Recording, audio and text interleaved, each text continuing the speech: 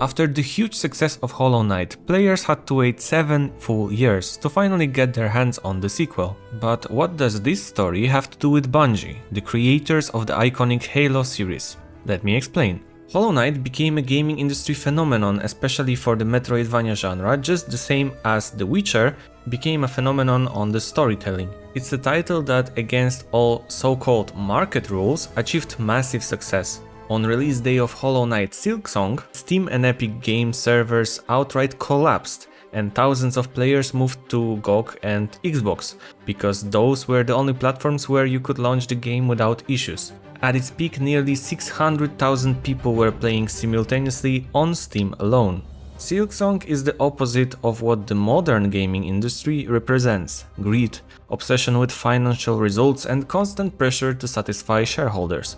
In gaming terminology, there's the concept of development hell, which means countless crunch hours and unpaid overtime just to push a game out in an acceptable state. But in the case of Hollow Knight Silksong, we witnessed something more like development heaven. Silksong was announced back in 2019 and only released 6 years later. Why? Because no mythical corporate board was standing over their heads. Ari Gibson, one of the creators of Hollow Knight franchise, even said, "And then, because of how we work, obviously the world ended up being just as big or bigger, and the quest system existed, and the multiple towns existed. Suddenly you end up 6-7 years later." The creators knew as early as 2019 that further updates would only discourage potential players from their project, making them even more impatient. So they went silent and calmly worked on their game.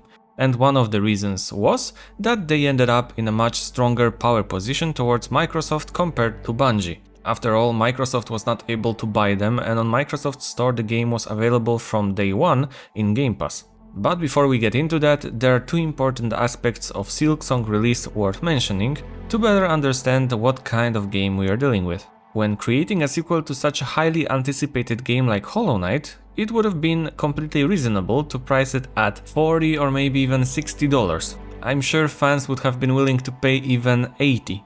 But just a few days before launch, they announced the price, $20. This decision was met with dissatisfaction from other developers.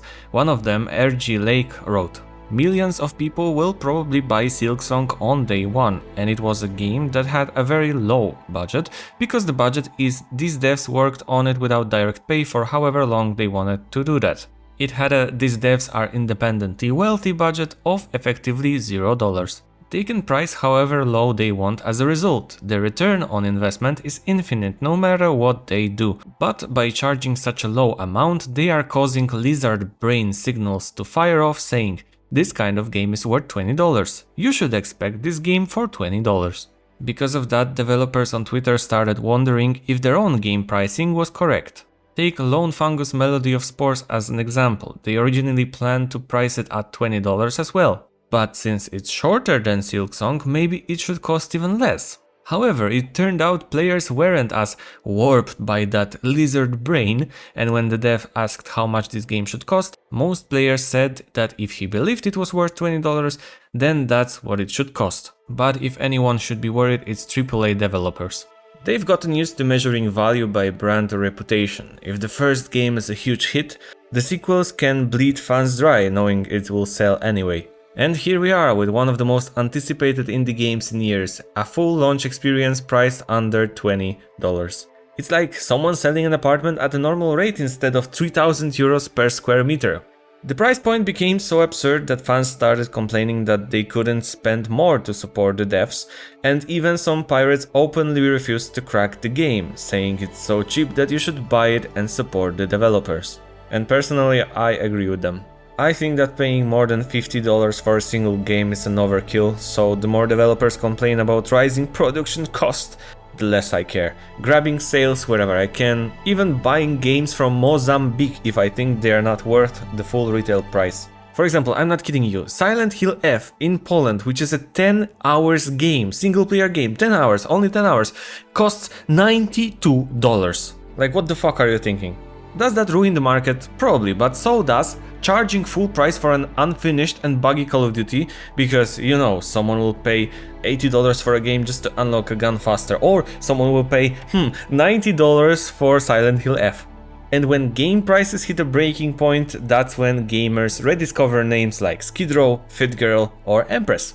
And that's when the industry wakes up, once our wallets shut down. But back to the heart of the video. Both Bungie and Team Cherry share some traits worth noting if you want to better understand game development. So let's take a quick look at Bungie's history, keeping in mind Team Cherry's career, and maybe you'll learn something interesting. You probably know that Bungie's last game, Marathon, isn't exactly loved by players. Understandably so, especially given the drama, where Bungie was accused of using artwork stolen from other creators, whether with AI or straight up theft. The accusations were so serious that development of the game was delayed indefinitely just to remove plagiarized assets. But still people aren't really interested in the game itself. So uninterested in fact that Bungie literally sent personalized emails offering $500 to test their newest release. And that's why I'm showing you my footage of Marathon right now, which turned out to be amazing. But the reason I'm talking about this so much is that Bungie's story actually started with the original Marathon back in 1994. It was an unusual science fiction game. And what was unusual? Back then most games, if not all, were made for PCs, but Bungie made theirs for macOS, gaining attention and later a loyal fanbase. At the time, Bungie wasn't even a full-fledged studio, just a group of friends wanting to make cool video games. They were happy running around the studio, nothing was holding them back. So, besides a few small games, they also made Myth, which became successful, followed by Myth 2.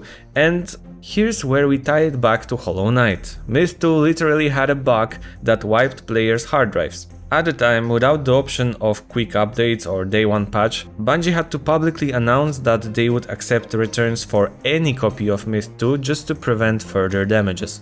Ari Gibson, William Pellen and Rohan Fraser, the future Hollow Knight creators, went through something similar, though less brutal. In 2013, they joined a game jam called 10 Seconds, which involved creating a game in 2 days based on that idea. That's where Hungry Knight was born, where you had to kill monsters within 10 seconds or starve to death. And surprise, the main character looked exactly like Hollow Knight, which is very sweet. Team Cherry uploaded it for free on Newgrounds. If you remember the old Flash game days, that name might ring a bell. And how do you think, based on your knowledge of Hollow Knight, what rating did Hungry Knight get? Was it 5? Nah, not really, maybe 4? No, also not. Maybe 3. Okay, it was 1. Hungry Knight got 1 out of 5 because of poor performance and bugs. Both Bungie and Team Cherry wanted to take a bold step, to create something unlike anything else on the market. So in 2001, Bungie finished work on their new unknown franchise. I don't know if you know it, it's Halo. But unlike Hollow Knight, they didn't have the means to self-fund. Kickstarter was still 8 years away. That's why they were thrilled when Microsoft showed interest. As a publisher, Microsoft wanted to boost their brand new Xbox console, so one of the conditions was exclusivity. Halo had to launch on Xbox first, with macOS ports promised later. After all, Mac players were Bungie original supporters, so I'm sure that they made port for this platform, right? Unfortunately, Microsoft had other plans. Halo was to remain Xbox exclusive and the Mac port was quietly scrapped. This disappointed Bungie, but they went further on to develop Halo 2, Halo 3 and eventually Halo Reach, arguably the most mature and unique Halo entry, as well as Bungie's farewell to the series. They parted ways with Microsoft and resurfaced with a new IP, this time under Activision. I will give you a few seconds just to guess what it is. It was Destiny.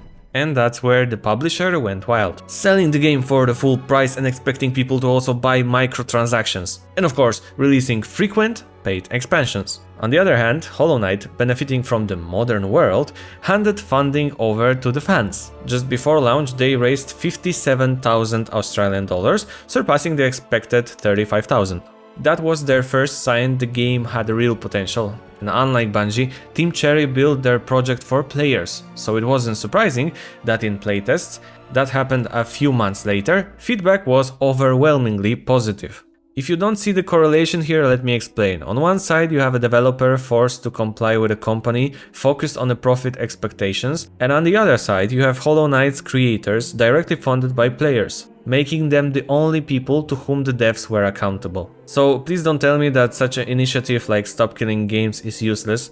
Because such a situations like this, or situation with clothes in Stellar Blade, or situation with PSN account in Helldivers 2, proves that gaming industry is profiting when players are united, and it's losing when gamers are divided. Of course, that works only if you're a responsible developer and not someone like Pirate Software, a streamer whose game Hardbound is still sitting unfinished in early access for over 6 years with 0 significant updates.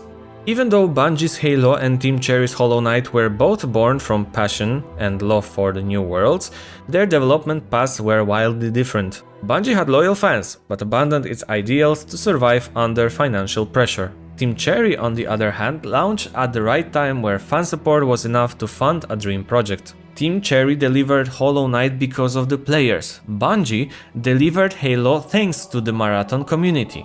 And it's players who ensure single-player titles worth playing still appear, while live service projects keep dropping like flies. You know, like my favorite game, Concord. We can't really blame Bungie. Times were different, and they had no other option than finding a publisher. If you don't believe me, not sponsored, but go play Game Dev Tycoon, where the game itself advises you to publish through a publisher early on, or you'll fall behind, years will pass and you will still be this poor developer.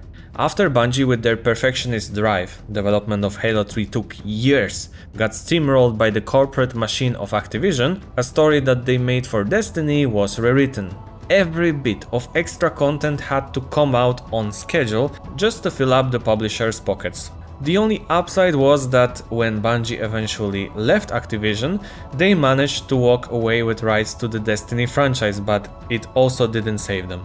Fast forward to Destiny 2, a looter shooter with record low player engagement. Meanwhile, Team Cherry kept working hard. Well, maybe not sweating bullets, because I'm sure that they had conditioning and food and whatever they wanted, but calmly on Hollow Knight Silksong. By 2023, Microsoft was already interested in acquiring Team Cherry, but I'm absolutely sure that community support gave the studio a massive bargaining chip. Microsoft wanted them, not the other way around, like in Bungie's case. That meant that Team Cherry could demand whatever terms they wanted, and they did it to the fullest. For 2 more years, they worked freely without financial chase and finally released Silksong on their own terms, at a price point that outraged players because they couldn't pay more, developers because it was too little, and shareholders. But in this one moment, Team Cherry had to say, "Trust me, bro."